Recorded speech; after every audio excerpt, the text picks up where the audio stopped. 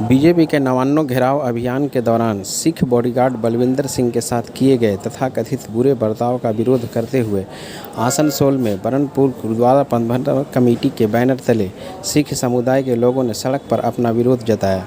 जुलूस लेकर सिख समुदाय के लोगों ने आसनसोल पुलिस आयुक्त कार्यालय तक अपना विरोध मार्च निकाला। सनद रहे कि बीते दिनों बीजेपी ने नवान्नों घेराव किया था, जिसमें एक सिख बॉडीगार्ड बलविंदर सिंह के साथ तथाकथित दुर्व्यवहार का आरोप पश्चिम बंगाल पुलिस पर लगाया जा रहा है। पुलिस ने इस बॉडीगार्ड पर आईपीसी की धारा 307 के तहत केस दर्ज किया है तथा आरोपी बॉडीगार्ड अभी पुलिस कस्टडी में है।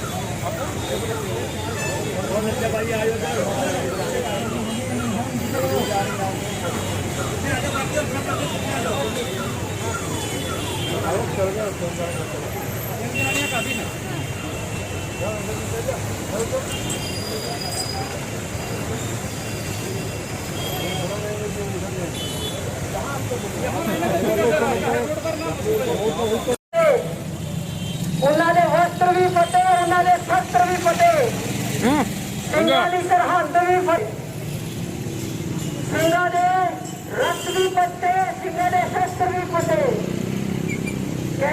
की जुडिशियल कस्टडी आज वहां पर सीजीएम हावड़ा कोर्ट में पेश किया गया इनको, और वहां इन्होंने 10 दिन की जुडिशियल कस्टडी की डिमांड की थी, और 10 दिन की बजाय जुडिशियल मजिस्ट्रेट ने इनको 8 दिन की पुलिस कस्टडी प्रोवाइड की है। तो इस 8 दिन की पुलिस कस्टडी में पुलिस ने इनके खिलाफ जो चार्ज फ्रेम किए हैं उसमें 307 एक धारा है, जिसके ऊपर पूरे सिख समाज का पुरजोर विरोध है, जो कि 307 का मतलब होता है अटेम्प्ट टू मर्डर।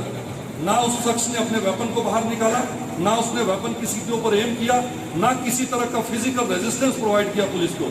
उसने शांतिपूर्वक तरीके से, जबकि उसके ऊपर इतनी बर्बरता पूर्वक अटैक किया गया, उसने बिल्कुल अपने आप को सरेंडर किया और पुलिस के साथ उनके पुलिस स्टेशन में अपने आप को उपस्थित किया, और उसको 4 दिन तक उसके ऊपर टॉर्चर करने के बाद आज जुडिशियल कस्टडी में मांगने के बाद उनको पुलिस कस्टडी मिली है, और उसके ऊपर अटेम्प्ट टू मर्डर जो चार्ज फ्रेम किया गया। किसी लोगों को इस बात का नहीं मालूम है, क्योंकि पूरी डिटेल किसी के पास अवेलेबल नहीं है। मेरे पास उनका पर्सनल जो वेपन का लाइसेंस है उसकी कॉपी है, जो आज उनके खिलाफ जो एफआईआर की गई है गवर्नमेंट की तरफ से या पुलिस की तरफ से, उस एफआईआर की कॉपी है, वो मेरे से आप प्राप्त कर सकते हैं। और हमारी पुरजोर तरीके से आसनसोल गुरुद्वारा प्रबंधन कमेटी की अगुवाई में ये डिमांड है कि ये जो धार्मिक मुद्दा है इसको धार्मिक तरीके से ही सॉल्व किया जाए।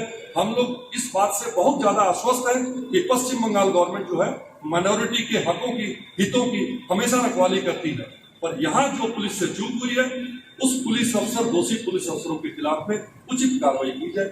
इतनी ही मेरी विनती है, और यही मेरा आप सभी पत्रकार बंधुओं से निवेदन है कि हमारे इस आवाज को आप पश्चिम बंगाल सरकार तक पहुंचाएं।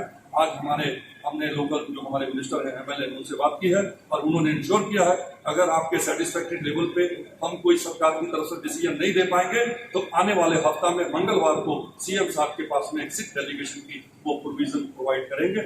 हम लोग सीएम साहब के पास में जाकर अपना पक्ष रखेंगे।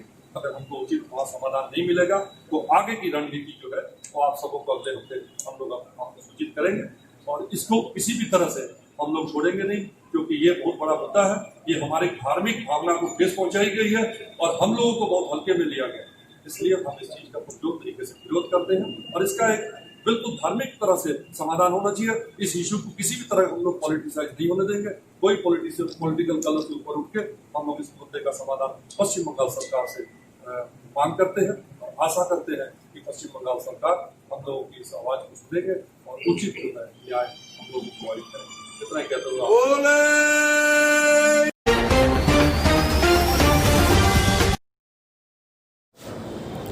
आज दुर्गापुर एसडीएम के समस्त दुर्गापुर महकुमा के शिल्पियों ने, जिसमें गीत संगीत तथा नृत्य से जुड़े शिल्पियों ने हिस्सा लिया, एक ज्ञापन एसडीएम को सौंपा। इस ज्ञापन के माध्यम से शिल्पियों ने दुर्गा पूजा के अवसर पर संगीत तथा नृत्य के कार्यक्रम आयोजन के लिए अनुमति देने की मांग की है। इन शिल्पियों की मांग है कि मार्च से कोरोना महामारी के कारण उनका व्यवसाय बंद है। अब जब सब कुछ की अनुमति धीरे धीरे दी जा रही है तो फिर उनके नृत्य तथा संगीत परिवेशन की भी अनुमति दी जानी चाहिए।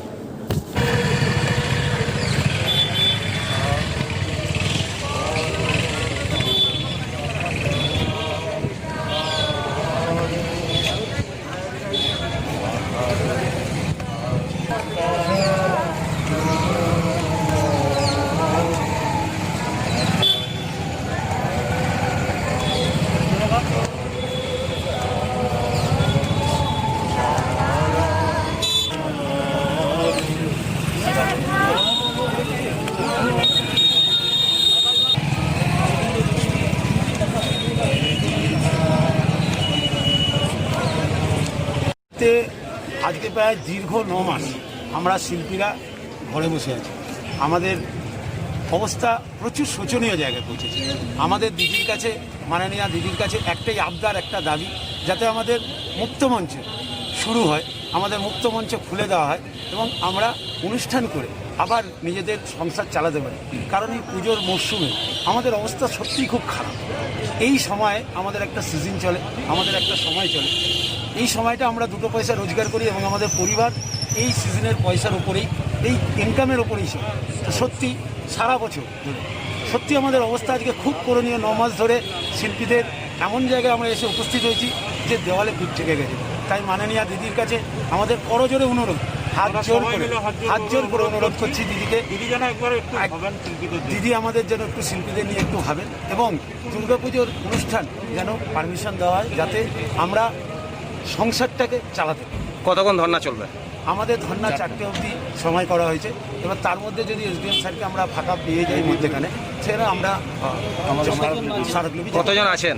আমাদের প্রায় 200-300 লোক এখন আসছে, একে একে আসছে। 11টা থেকে শুরু হয়েছে। শিল্পী কত আছেন? দুর্গাপুরে কয়েক হাজার শিল্পী, দুর্গাপুর আসানসোল মিলিয়ে কয়েক হাজার। কোন কোন শিল্পীরা অংশগ্রহণ করেছে? সমস্ত শিল্পী, কোনো বাদ নেই। সমস্ত singer, announcer, dancer, sound, light, লোকশিল্পী, বাউল সঙ্গীত, আলাদা করে কোনো শিল্পী নেই। সমস্ত রকম শিল্পী, সাউন্ড, মানে যারা মুক্তমঞ্চের সাথে জড়িত তারাই আজকে এখানে অংশ। আপনার নাম? আমার নাম বিট্টু সান্যাল, আমাদের প্রেসিডেন্ট এখানে রয়েছেন। খুবই অল্প বয়সেই তারা কাজ করেন। আর দিদির কাছে আমাদের এটাই রিকোয়েস্ট যে আমাদের কারণ এভাবে আমরা কষ্টের মধ্যে দিন কাটাচ্ছি আর আমরা পারছি না। কি নাম আপনার? সুরমিতা ব্যানার্জি। কি নাম?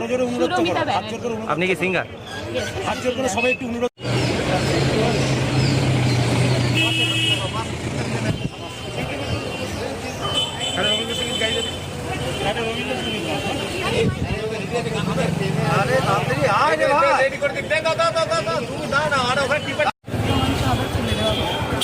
যাতে আমরা আবার সংসারটা চালাতে পারি। একদম আমরা সংসার আবার ঠিকভাবে চালাতে পারি, ঠিকভাবে বিল্ডিংও করতে পারি, এটাই রিকোয়েস্ট।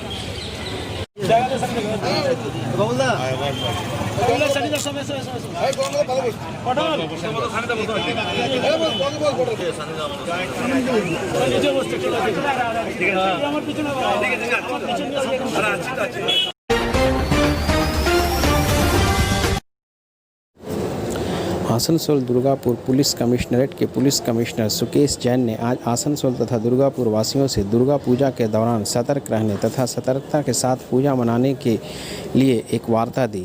इस वार्ता में सुकेश कुमार जैन ने सभी शिल्पांचल वासियों से कहा है कि वे सतर्क रहकर पूजा मनाएं। আমরা এনশিওর করব যেন ফিজিক্যাল ডিস্টেন্সিংটা প্যান্ডালে মেনটেন হয়। প্যান্ডাল এইভাবে তৈরি হয় কি যেন আইদার উপর থেকে নালে সাইড থেকে খোলা থাকে, যেন হাওয়া পাশাপাশি থাকে। ওই মার্কিংগুলি করার চেষ্টা করব। অ্যাট দ্য সেম টাইম পুজো কমিটিকে আমরা রিকোয়েস্ট করছি যেন ওরা মাস্ক বিলি করে ওরা স্যানিটাইজারটা অ্যারেঞ্জমেন্টটা রাখে। পুলিশের পক্ষ থেকেও আমরা 1 লক্ষ মাস্ক বিলি করছি অ্যান্ড ডিএম সাহেবও 1 লক্ষ মাস্ক বিলি করছেন। অ্যাট দ্য সেম টাইম আজকে আমরা ভিন্ন ভিন্ন চেম্বার অফ কমার্সকে রিকোয়েস্ট করলাম যেন ওরাও যেন মাস্ক ডিস্ট্রিবিউট করে। আমরা এনশোর করবো কি পুজোর মধ্যে যারা ঠাকুর দেখতে বেরোচ্ছেন যেন সবের কাছে মাস্ক থাকে অ্যান্ড পুজো কমিটির মাধ্যমে স্যানিটাইজার ব্যবস্থাটা রাখে।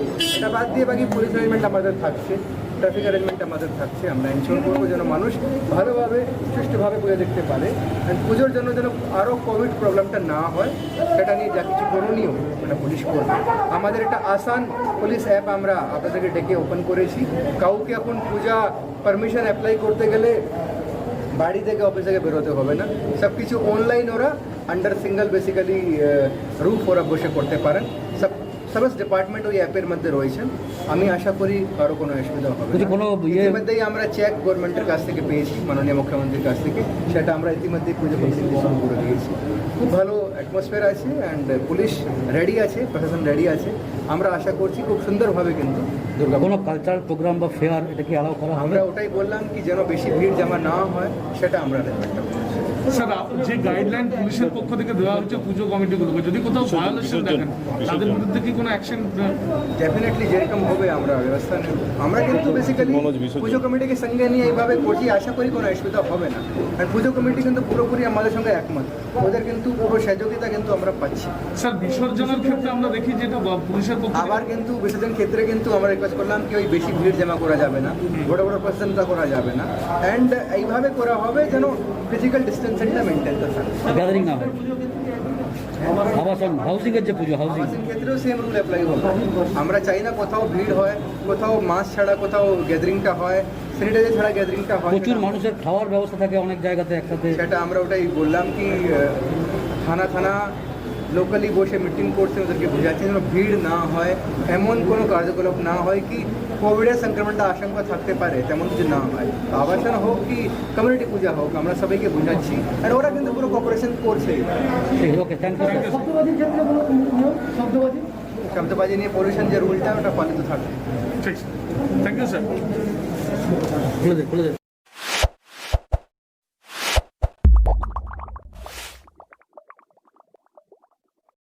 you